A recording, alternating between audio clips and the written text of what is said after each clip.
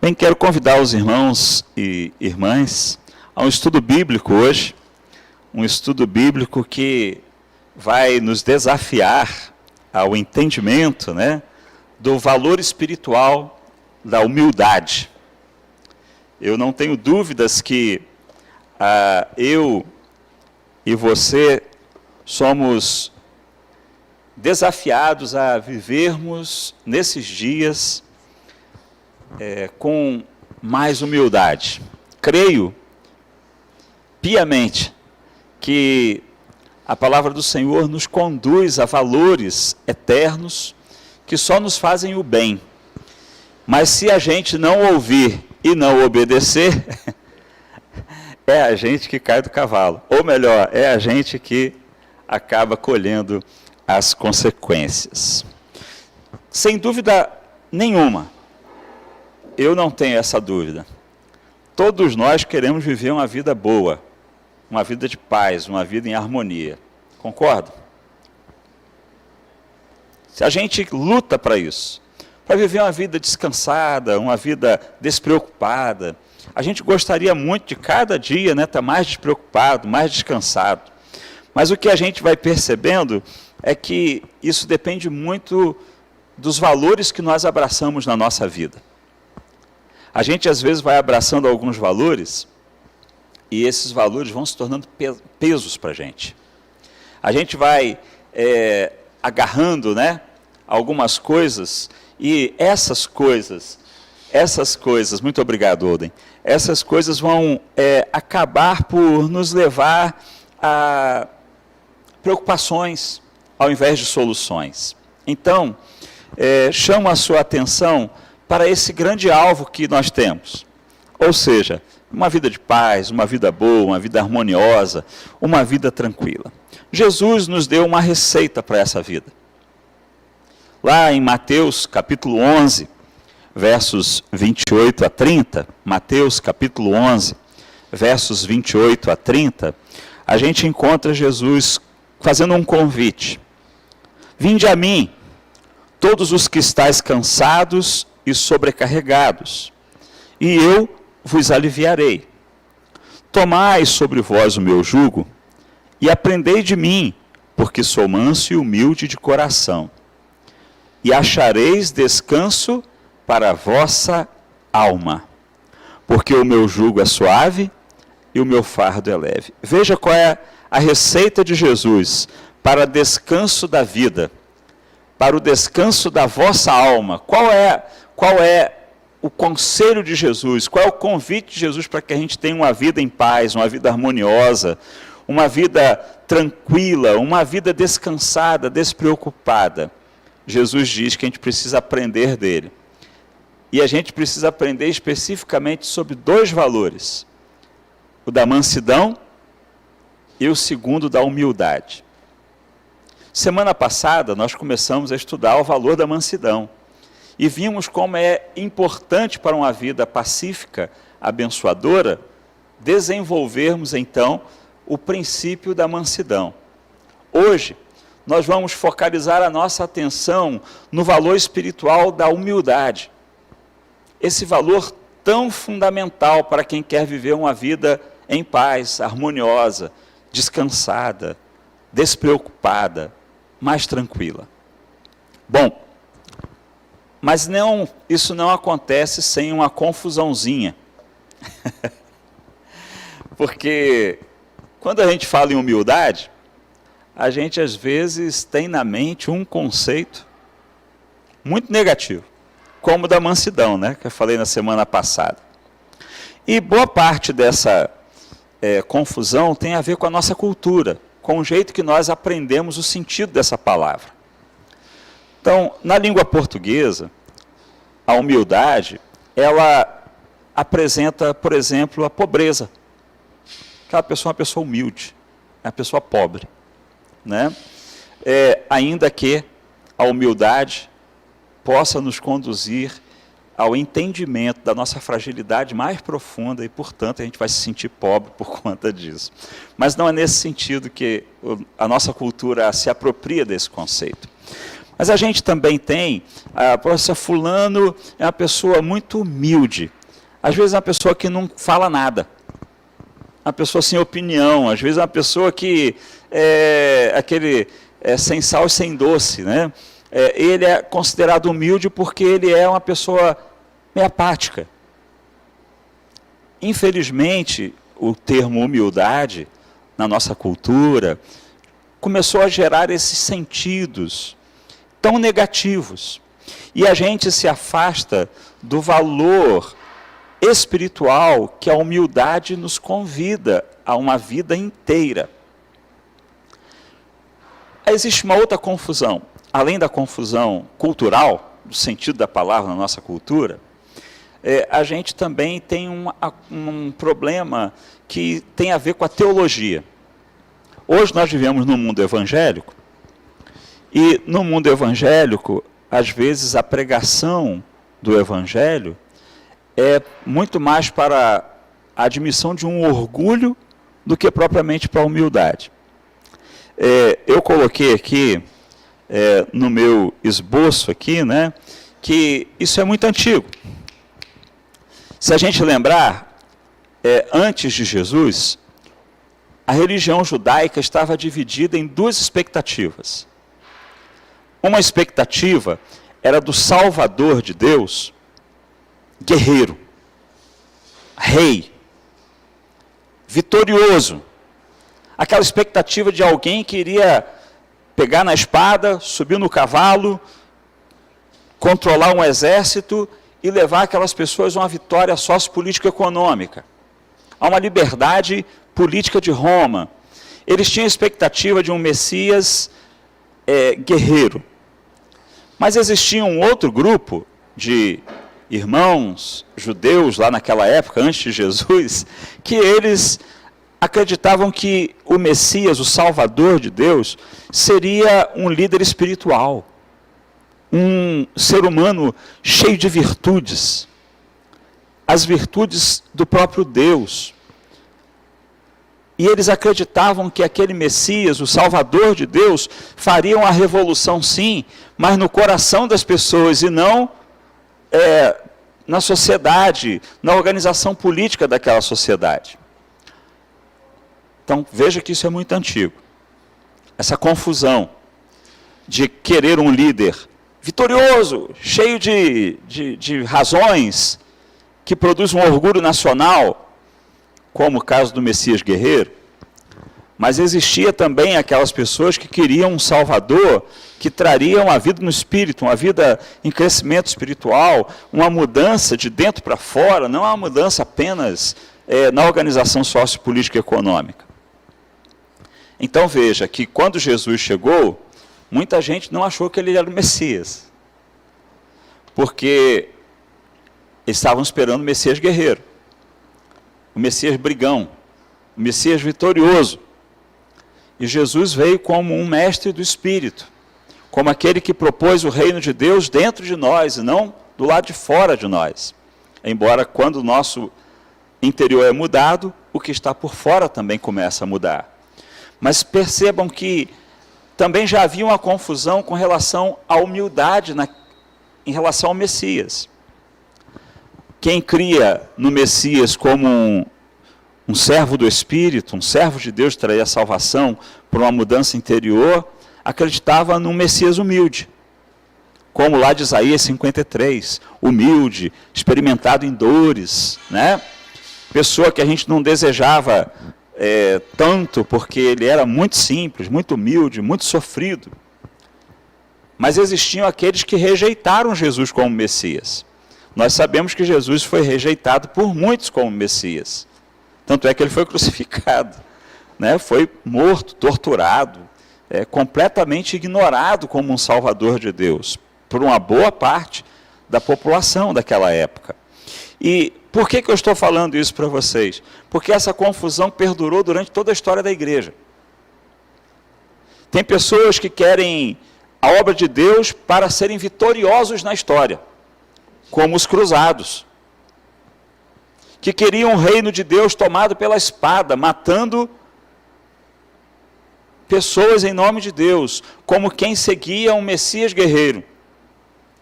Mas na história também você encontra grupos que se constrangeram a vida simples, humilde, dependente de Deus a tal ponto de que eles não desejavam uma vida de poder terreno, mas apenas uma vida correta na terra para granjear o reino dos céus, para alcançar o reino dos céus. Então a gente percebe que essa confusão da humildade está hoje na teologia brasileira. Recentemente eu estava ouvindo alguém ouvindo um vídeo, eu estava ouvindo o áudio, né, de longe desse vídeo, e um pregador evangélico falando que Jesus é o leão de Judá, e encorajando ao seu público a falar assim, olha, faz a cara do leão, você é guerreiro, você é vitorioso, a pregação da vitória, a pregação do valente, do ousado, do poderoso.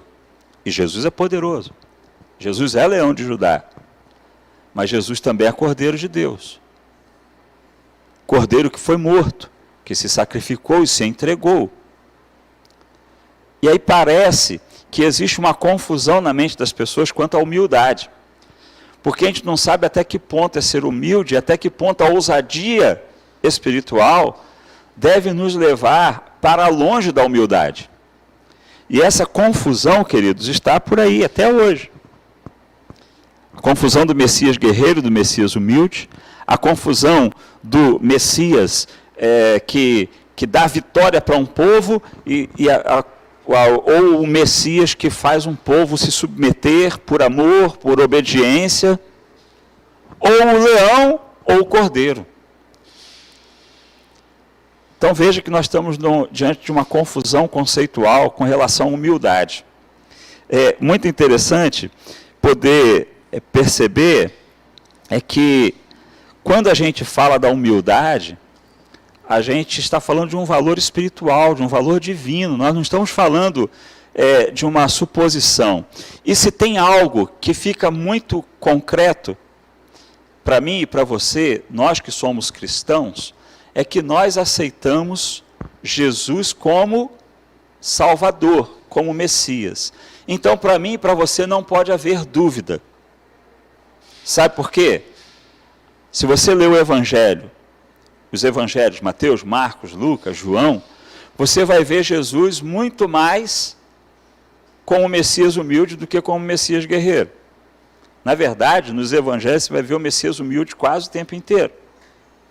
Lá no Apocalipse você vai ter a noção desse Messias que alcançou a vitória eterna, então ele é grandioso em poder na sua eternidade, no seu reino eterno. Mas nos Evangelhos, na terra, você vai ver Jesus convidando a gente a ser manso e humilde. Você vai ver Jesus fugindo no meio do povo que queria matá-lo. Você vai ver Jesus pedindo para não falar que ele tinha feito milagre, porque senão ia arrumar confusão para ele. Você vai ver Jesus agindo como o Cordeiro de Deus que foi morto, e não como alguém que luta por um reino na terra. Então, para mim e para você, não pode haver outra interpretação a não ser do exemplo histórico de Jesus. Então, eu e você precisamos entender que muito mais que um discurso, a humildade é um princípio para o cristão vivenciar todo dia. Bom, então vamos lá. Já que a confusão cultural faz a gente interpretar mal a humildade, já que a confusão teológica faz a gente interpretar com dupla face a humildade, e já que a história da igreja não ajuda muito a gente, porque as pessoas acabam em determinados momentos na história, querendo esse Messias guerreiro, querendo poder político, igual está no Brasil agora, aí, né? A igreja se envolvendo, a igreja não, algumas pessoas da igreja, né? Se envolvendo com essa luta política, essa bandeira política, e a gente vai percebendo que o exemplo, o valor espiritual, aquilo que vem do Evangelho de Jesus tem sido deixado de lado. Então vamos começar conceituando humildade na Bíblia. A humildade é um valor que a gente encontra no Antigo e no Novo Testamento, porque é um valor eterno, é um valor de Deus. Não se trata apenas de uma mensagem cristã, é uma mensagem que vem toda a revelação divina. A gente encontra no Antigo Testamento 3 palavras, basicamente, para falar do humilde, da pessoa humilde. Em quase todos, a ideia é alguém que se encontra em condição de submissão, até de inferiorização, de inferioridade, melhor dizendo. Alguém que é humilde e que se encontra em uma posição, como diz um dicionário que eu encontrei, uma posição atrofiada, né? Pessoas que têm olhos baixos, pessoas que são capazes de se curvar, capazes de se submeter, capazes de viver sob obediência. Então, trata-se de um valor que não está na posição de homem para homem só, mas está, sobretudo, na condição da criatura com seu Criador. No Antigo Testamento, boa parte dos conceitos de humildade estão relacionados entre a criatura e o Criador. Então, como seres inferiores, como seres limitados, criados pelo Criador, nós devemos estar humildes diante dele. E não arrogantes, orgulhosos, como se não precisássemos de Deus. É óbvio que a humildade vai alcançar também a nossa prática cotidiana, nossa relação social, quando nós nos relacionamos um com o outro. Mas nós vamos tratar um pouco mais à frente desse aspecto. Então, no Antigo Testamento, a ideia é de ser humilde, de ser alguém disposto a passar aflições, de ocupar uma condição menor, uma condição de obediência, de submissão. No Novo Testamento não é nada diferente, embora a palavra é grega, mas o conceito tem a mesma natureza. Então, o que é o humilde? O humilde é aquele que se submete. O humilde é aquele que está em condição inferior. Humilde é aquele que, mesmo sendo maior, é capaz de se entender em posição igual ou menor.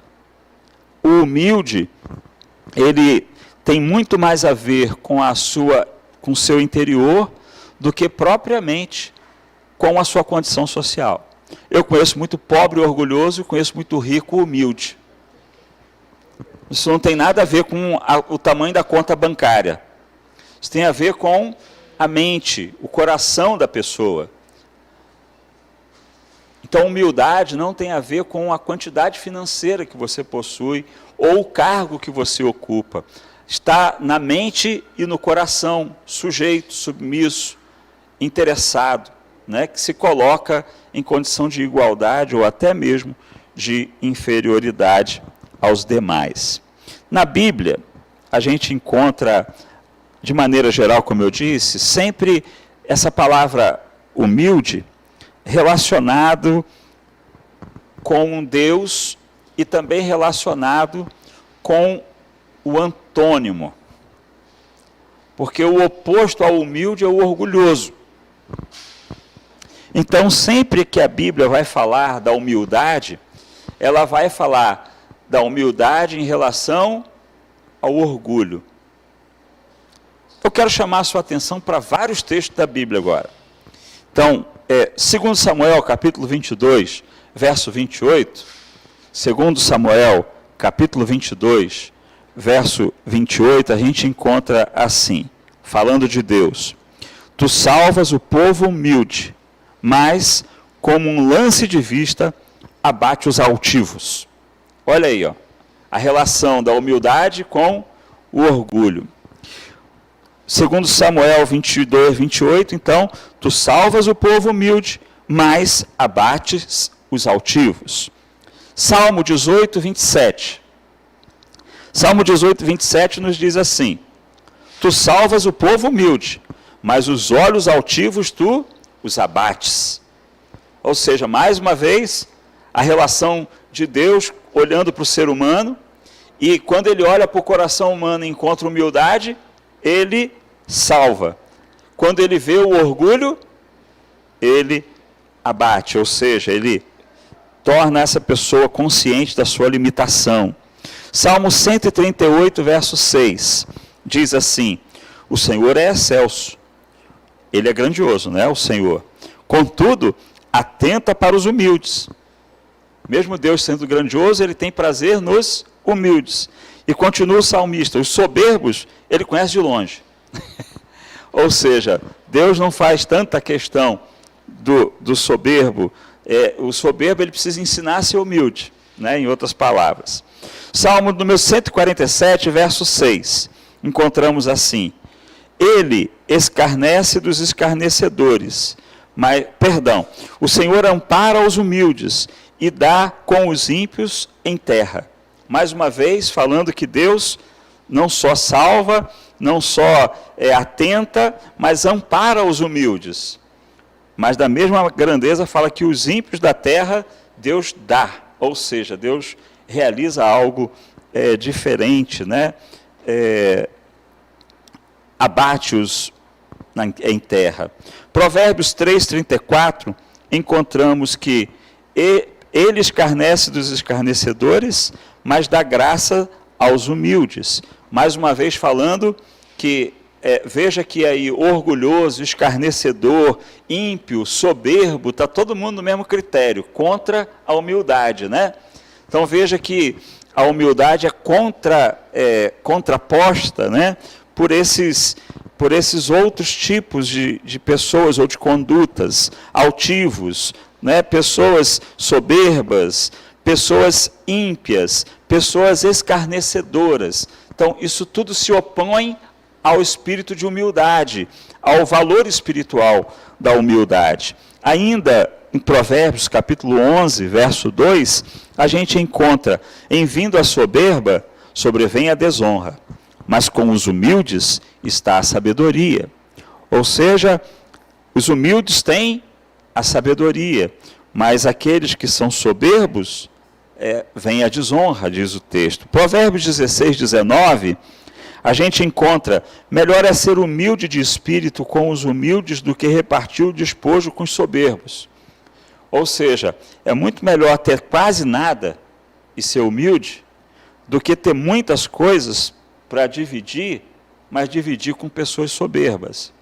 Ou seja, vale mais a pena viver com os humildes, né? Embora lá com os soberbos haja algum tipo de fartura, que está ligado aos despojos, mas a gente percebe o valor da humildade para os ensinos de Deus, como valor espiritual para o ser humano. Provérbios 23, Provérbios 29, 23, a gente encontra: a soberba do homem o abaterá, mas o humilde de espírito obterá honra. Então veja que sempre há uma contraposição, né?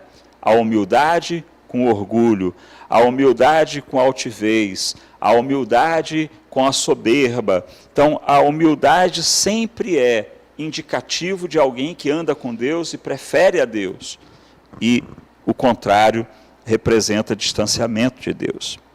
Ezequiel, capítulo 21, verso 26, a gente encontra lá o profeta proclamando uma mensagem sobre um monarca, um rei, e diz assim: assim diz o Senhor Deus, tira o diadema e remove a coroa.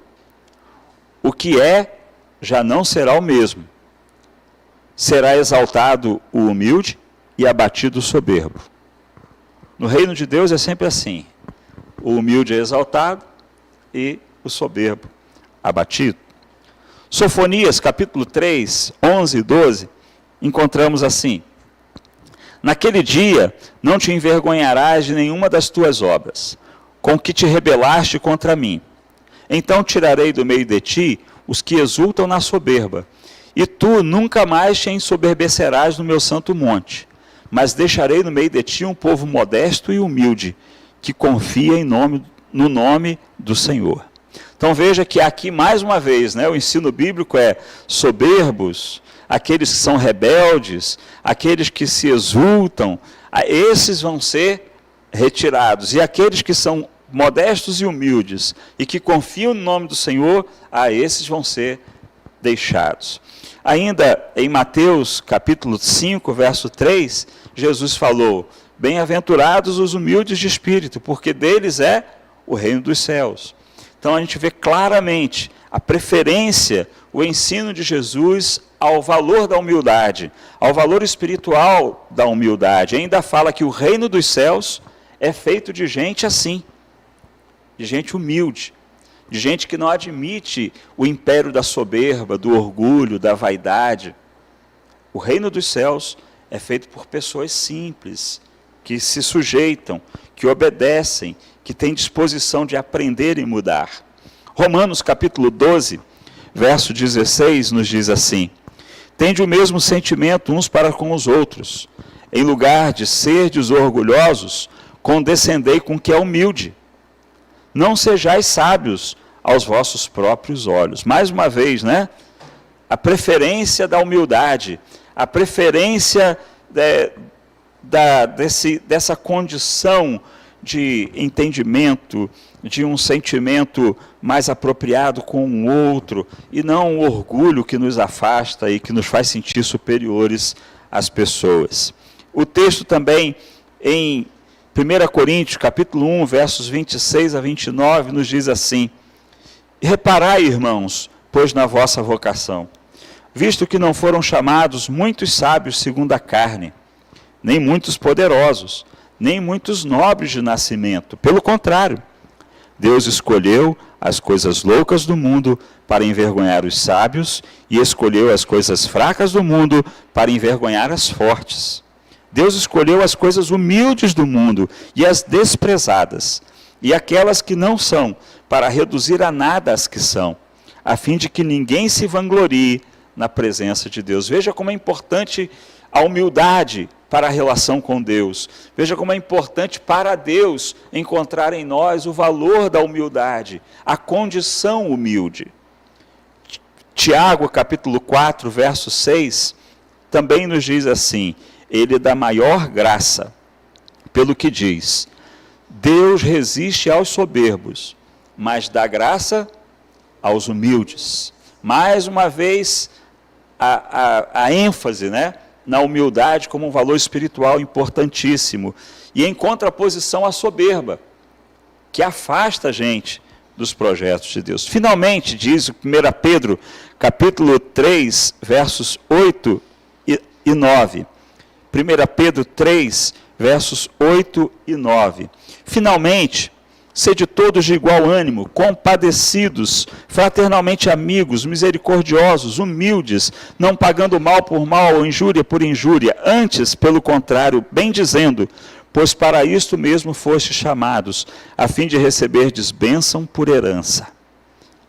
Queridos irmãos e irmãs, estamos aqui, dentre as, vamos dizer, as características de um servo fiel a Jesus, a humildade. Olha, vocês, na relação de vocês, tenham igual ânimo, sejam amigos e sejam humildes. A humildade é imprescindível para a vida cristã. A humildade diante de Deus, sobretudo, e a humildade também nas relações fraternas. É interessante, queridos irmãos e irmãs, que o orgulho, a vaidade, a altivez, o considerar-se superior aos outros, são sentimentos e atitudes que Deus rejeita. Deus não gosta. Deus prefere o humilde. Deus prefere aquele que se curva diante dele por temê-lo, por amá-lo, por honrá-lo. A palavra de Deus e a palavra de Jesus Cristo nos convida a uma vida de humildade. Se a gente quer viver bem, viver em paz, viver em harmonia, viver tranquilamente, viver participando aí dos desafios da vida, mas tendo descanso para a alma, tendo descanso, né, tendo segurança, a gente precisa evitar orgulho, vaidade, altivez, e precisa considerar a humildade como o valor supremo para a nossa humanidade. A gente precisa entender que na humildade, a gente aprende a ser como Jesus. Como pessoas humildes, subservientes, pessoas que desejam obedecer a Deus, viver pelos valores eternos. A humildade é prioridade. Se existe um exemplo de humildade, é do próprio Jesus. Jesus foi a pessoa mais humilde que eu já ouvi falar. Sabe por quê? Ele é Deus. Ele está na glória eterna. Ele tem a natureza divina.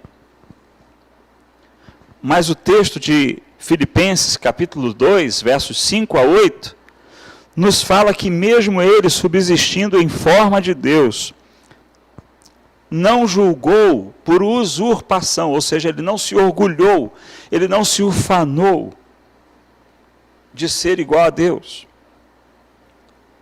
Pelo contrário, a si mesmo se esvaziou, abriu mão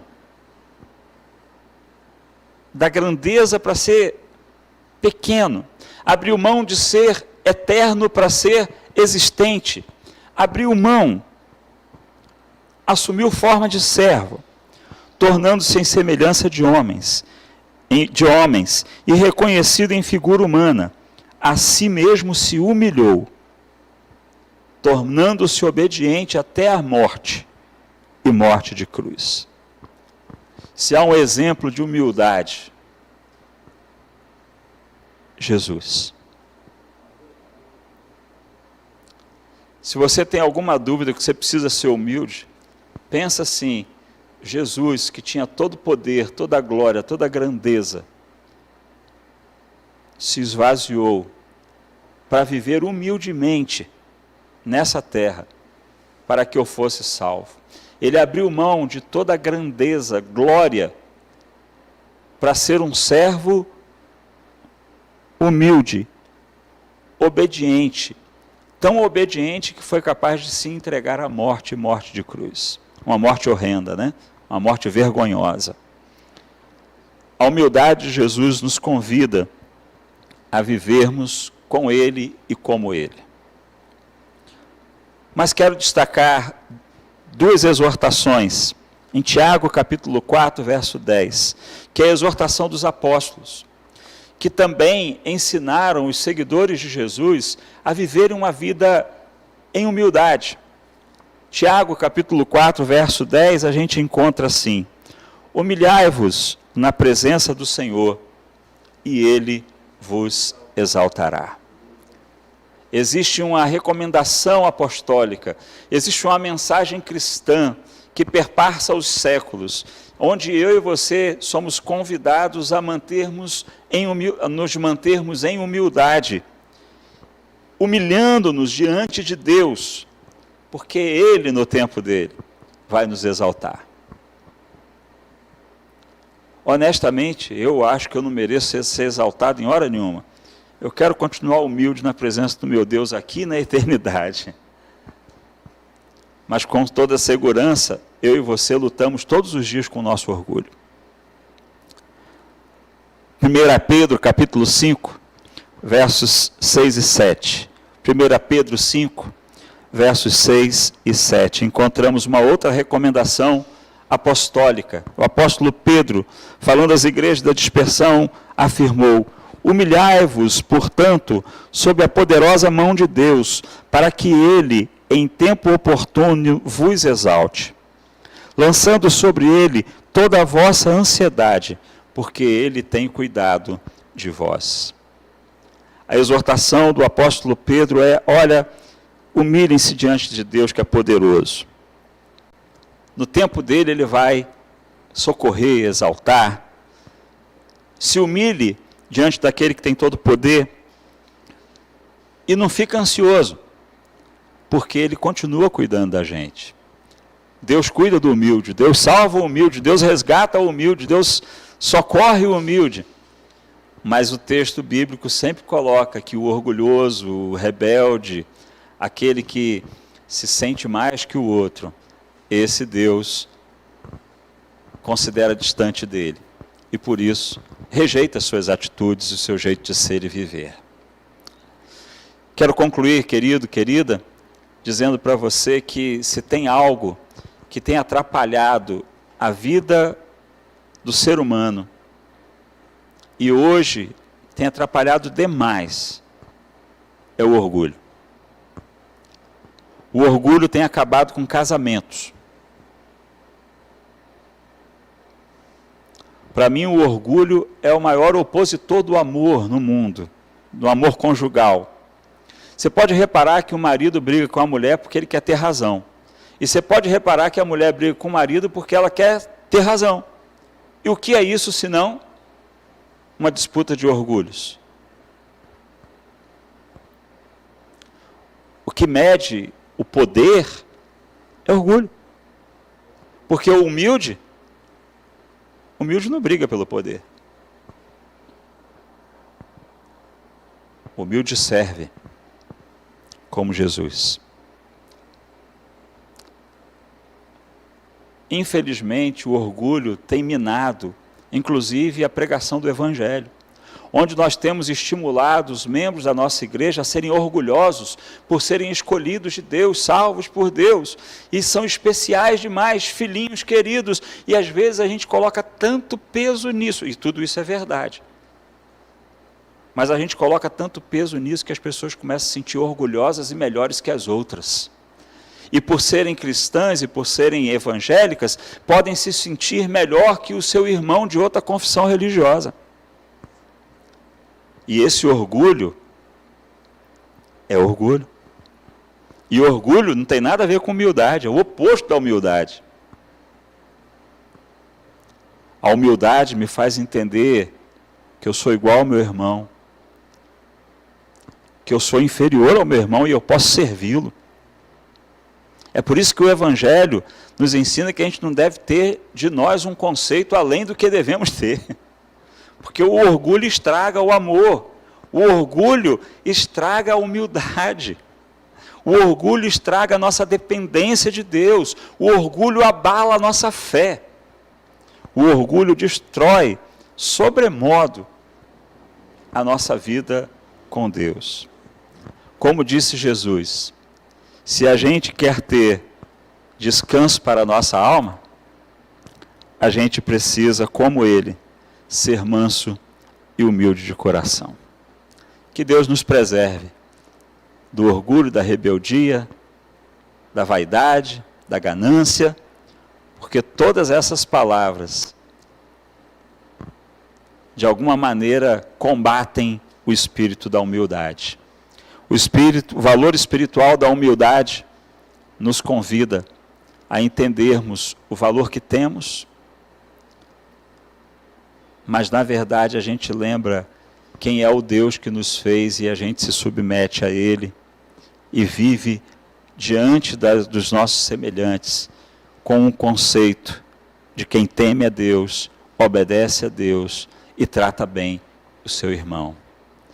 E entende o seu irmão, e não quer ser maior que o seu irmão, e não quer ser melhor que o seu irmão, e não quer ter mais que o seu irmão, mas está disposto a viver humildemente, debaixo da poderosa mão de Deus, sabendo que a gente só tem a expectativa de ser reconhecido por esse próprio Deus, como aquele que a gente se sujeitou e amou e obedeceu. Que Deus te abençoe e me abençoe para cumprirmos essa palavra. Que o valor espiritual da humildade seja precioso para mim e você. Mas para isso nós vamos ter que lutar todo santo dia, porque todo dia é santo. A gente vai ter que lutar todo santo dia contra o orgulho, contra a altivez, contra esse pensamento de que a gente é melhor que os outros, superior aos outros.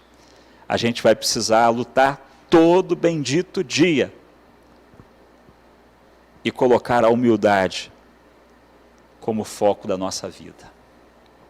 Deus nos abençoe, nos fortaleça para assim sermos e vivermos.